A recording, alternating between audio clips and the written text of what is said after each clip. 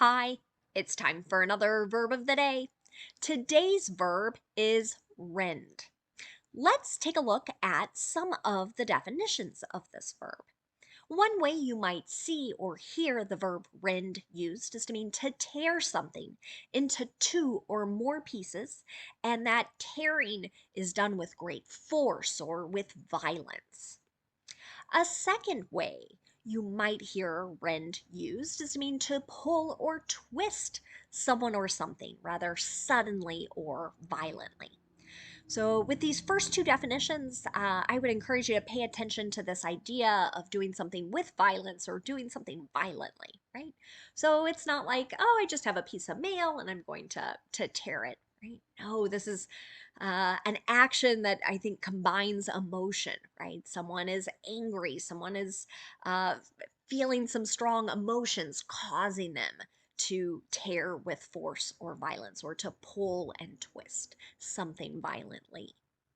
A third way you might hear rend used is to mean to cause great emotional pain. Now, you might look at this and think, well, that seems a bit different than the first two. But I want you to sort of think of our heart, our emotions, right? We can't really see or touch our emotions, but it can feel like someone is pulling or twisting our heart, right? If they do something that causes us to be sad, angry, some other sort of uncomfortable emotion. So I very much see a connection between that second and third definition. You should know that rend is an irregular verb. To make the progressive form, all we're going to do is add ing to form rending. The past tense and participle forms of this verb have a spelling change, so we're going to change the D to a T and form the word rent. Now, that is probably a word you are familiar with, but you have a very different thought when you hear that word rent. But for the rest of the video, when you see rent, don't think about money you're paying to occupy a home, a house, an apartment, right? We're going to think of the past tense form of this verb. I do have a couple phrasal verbs for us to look at. The first is to rend from.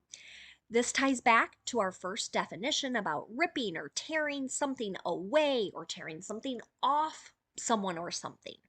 And again, we're going to think of like doing it with great force.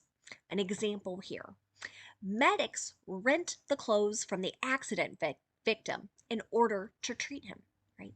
So, might have seen this in movies or TV shows where sort of they need access to a patient's body, right? So they're going to quickly remove or tear clothes away from one's body in order to provide medical treatment. A second phrasal verb you might hear is to rend in or rend into. This is generally going to mean that we're ripping or tearing something into many smaller pieces. Here's an example of that. She rent his love note into hundreds of pieces after they broke up. So again, I'm sure we can imagine here maybe someone who's very upset, angry, and decides, I'm going to rip this note into many, many little pieces to kind of help process those emotions. Now, you should know that rend is not so commonly used in 2022. It is more common, though, to see it used in literature 100, 200 years ago, and that's what we're going to take a look at today. So, here are some real examples of the verb rend being used.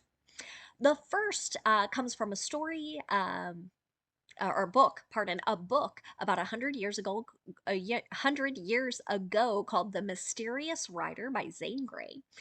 And our example here, but Wilson's agony was rending her. So was rending here is past progressive. We can see our past form of be, and then we can see the ing form of the verb. You might know that as past continuous, same thing. But I would see this tying back to our third definition here. So someone else's agony, right, is kind of causing us to feel very strong emotions as well in this particular sentence. A second example comes from a pastor who wrote and published many of his sermons. So, an example here: I will rend away from your soul the last hope. Okay, so here I'm envisioning um, again something not so much we can see, like someone tearing something, ripping something, but that idea of kind of pulling away from. So I'm tearing, in this case, tearing away from uh, your feelings, your emotions, your last hope. Our last example is a poem called From House to Home. And we've got, it's a very long poem. And so, without all the context, this might not make a great understandable thing, but we'll still try and look at it here. One cried, "The wounds are faithful of a friend. The wilderness shall blossom as a rose." One answered, "Rend the veil, declare the end, strengthen her ere she goes." So here in this poem, right, we have the imperative, rend the veil. We might think of that as the tear, pull away from someone or something here. And again, without reading the whole poem, this isn't going to make a great deal of sense, but um, that idea again of pulling or tearing something away. And I think I forgot to mention the sermon example, will rend, is an example of the simple future. Okay, hope those examples help us understand this particular verb.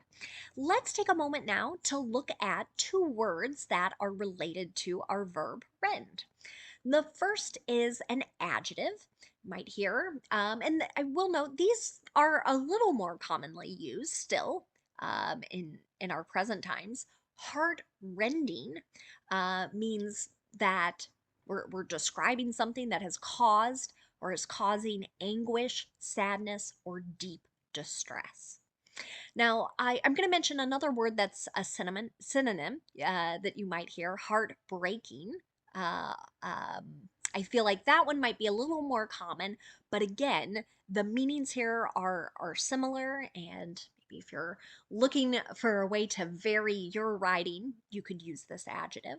An example here: her final note was a heart-rending message. Right? So I'm describing the type of message, and whatever words she wrote or said caused anguish, sadness, or distress. Now, the next related word is the adverb form heartrendingly. So again, now we're either describing an action or describing an adjective, right? 'Cause we can do that with an adverb here. And again, it all relates to causing anguish, sadness, or distress. So, an example of this: the singer's new song is heart-rendingly personal. Personal is an adjective, right? So, this particular singer has written a song about something that happened to her, and that personal experience, as we all hear the song, come to understand the words, right, might cause us anguish, sadness, or distress. Thanks so much for watching today's video. I hope you have a great day.